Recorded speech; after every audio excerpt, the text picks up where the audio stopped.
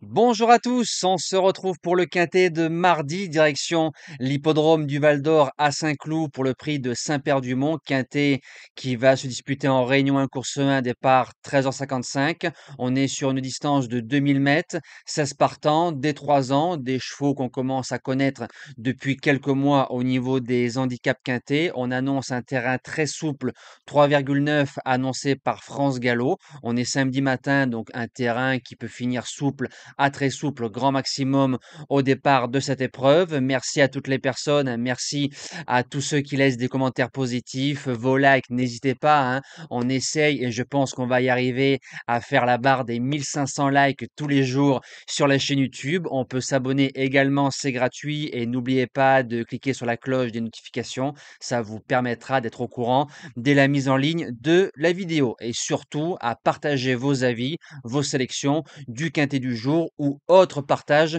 si vous avez envie de faire croquer les abonnés de la communauté LTMP.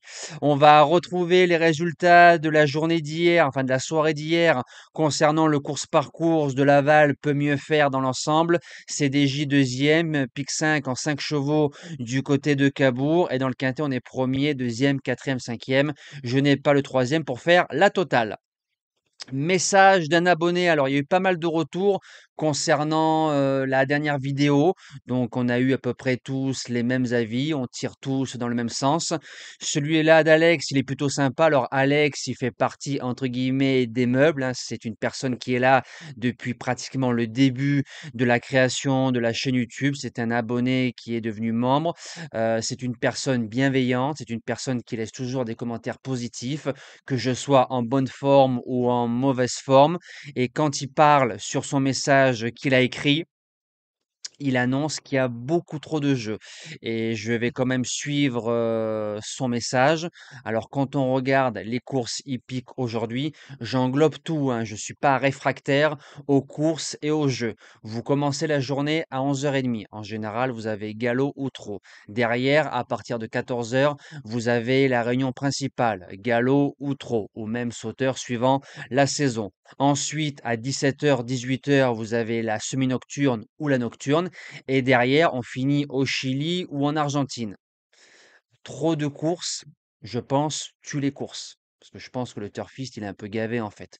Vous savez, quand on mange trop, un gros repas, on est vite écœuré et on prend pas de dessert. Et je pense que c'est à peu près la même chose. Il y a tellement de courses que ça donne même plus envie de jouer aux courses. Ça, c'est mon avis personnel.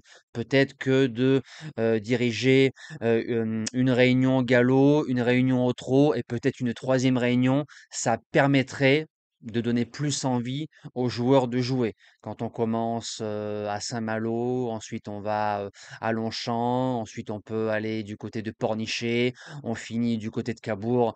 Le turfiste à 22h, il est rincé, peut-être de tous les côtés. Et concernant les jeux, mon papa, quand il a commencé à jouer aux courses, il y avait que le tiercé, et c'était pas tous les jours, le simple et le jumelé. Aujourd'hui, on a tiercé, écarté, quinté, 2 sur 4 multi, report, super 4, pic 5, big 5. Ça commence à faire beaucoup. Alors c'est vrai qu'il y a des jeux comme le 2 sur 4, suivant la course, c'est très intéressant. Le multi, j'ai toujours adoré parce que c'est sans notion d'ordre. C'est comme le quartet, mais sans notion d'ordre et on peut diversifier un maximum. Multi 4, 5, 6 ou 7. Après, pic 5, super 4, big 5. Avant, on avait le tiercé classique dans certaines courses. Je trouvais ça pas mal. Super 4, faut absolument l'ordre, faut que ta base soit là. C'est un jeu, alors c'est vrai, les rapports sont beaux, mais il faut avoir pas mal de réussite. Qu'un classique tiercé, tu pouvais tout de suite avoir un petit gain positif dans ton jeu. Donc n'hésitez pas à laisser vos avis sur ce qu'on parle en ce moment et toujours dans la bienveillance, les amis. Le mal, ça sert à rien. Allez, c'est parti pour la sélection du quintet de mardi à Saint-Cloud. Je vais être pragmatique. En base gagnante, le numéro 4, Dalakir. C'est un cheval qui a couru 3 quintets, qui a fait 3 fois l'arrivée. 2 fois, il est battu par des bons chevaux, dont un qui a fait ses preuves la fois suivante au niveau listed. Il est quatrième pour son unique essai sur le parcours. Si le terrain venait à être plus souple, il a déjà réussi. Et Dalakir, sur ce qu'il a fait de mieux, peut jouer la victoire dans ce lot. En deuxième base, le 3, Goût de Speed. Qu'est-ce qu'on peut lui reprocher à part excès de vitesse sur les pistes, a couru 5 quintets, a fait 5 fois l'arrivée sur toutes les surfaces, mais n'a jamais gagné. Alors quand on gagne pas, c'est qu'à un moment donné, vu la valeur, on n'arrive pas à gagner. Peut-être que la valeur doit redescendre, mais Goût de Speed, c'est une valeur sûre. Et pour les joueurs de 2 sur 4 multi, il sert de base de jeu, les yeux fermés. Pour les chances, le numéro 9, Gérard Terbock, qui a été notre détection le 19 juin du côté de Paris-Longchamp, deuxième, bien couru. Ensuite, il a sombré, entre guillemets, quintet suivant, corde 15, grand favori, 3 contre 1, course école, on s'en fout des parieurs, c'est encore le parieur qui a morflé, ça c'est pas cool. Maintenant, c'est un cheval qui attend, mais si on vient avec des ambitions de course, Gérard Terbock doit pas sortir des 5 de ce quintet-là. En quatrième position, le 10 Seona, qui a couru 4 quintets, qui a fait 4 fois l'arrivée, 6 sur 7 au niveau de la distance, donc ça c'est plutôt pas mal. C'est une jument qui est placée en 36 de valeur, qui a fait ses preuves, à sa place à l'arrivée. En cinquième position, je vais le garder, le numéro 1, Ancio. Le 13 août, à l'étage inférieur, il a gagné avec pas mal de classe. Premier quintet, premier handicap, l'handicapeur le bombarde en 41. Il s'en méfie, moi aussi. Alors 41 c'est beaucoup, mais ça sent le galopeur de classe et pourquoi pas de l'étage supérieur. En sixième position, le 14 Faithful Friend. C'est un cheval qui a fait huitième de son premier quintet plus course école avec une ligne droite pas très fluide. Le cheval a une ligne de course en arrière avec un certain prosécuteur. Au papier, c'est pas mal. En septième position, le 7 Telcher Boline.